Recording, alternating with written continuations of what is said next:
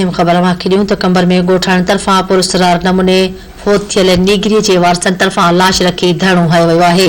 ॻोठ अल्लाह ॾितो चांडियो वासण रुकियत चांडियो जे वारसनि पारां लाश रखी धरणो हयो वियो आहे, जंहिं दौरान पुलिस ख़िलाफ़ नारेबाज़ी कई वई आहे। उन मौक़े ते मीडिया सां ॻाल्हाईंदे एहतजाज कंदड़नि जो चवणु हो त नीगरीअ खे इलाज लाइ खणाए वञूं पिया त पुलिस रोके तशद्दुद कयो। हुननि चयो त पुलिस जे रोकण सबबि इलाज में देर थी, जंहिं करे नीगरी फोत थी वई आहे।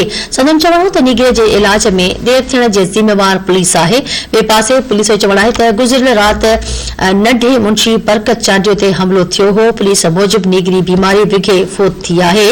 वारस पाण बचाइण लाइ इल्जाम हणन पिया। अफ़सोसनाक ख़बर पिया कंबर में ॻोठाणनि तरफ़ां पुरस्कार नमूने फोत थियल नीगरीअ जे वारसनि तरफ़ां लाश रखी धरणो हयो वियो आहे। ॻोठ अल्लाह ॾितो चांडियो वासण रुकियत चांडियो जे वारसनि पारां लाश थाणे आॾो रखी धरणो हयो वियो आहे, जंहिं दौरान पुलिस जे ख़िलाफ़ नारेबाज़ी कई वई आहे।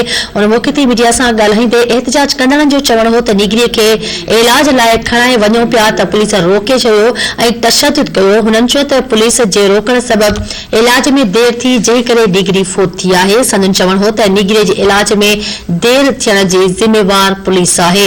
ॿिए पासे पुलिस जो चवणु आहे त गुज़िरियल राति नंढे मुंशी बरकत चांडियो ते हमलो थियो हो। पुलिस मूजिबि नीगरी बीमारी विघे फोत थी आहे।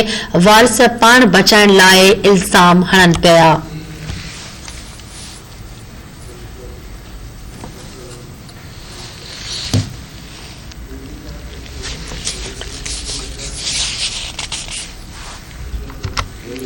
कंबर में ॻोठाणनि तरफ़ां पुरस्कार नमूने फोत थियल नीगरीअ जे वारसनि तरफ़ां लाश रखी धरणो हयो वियो आहे।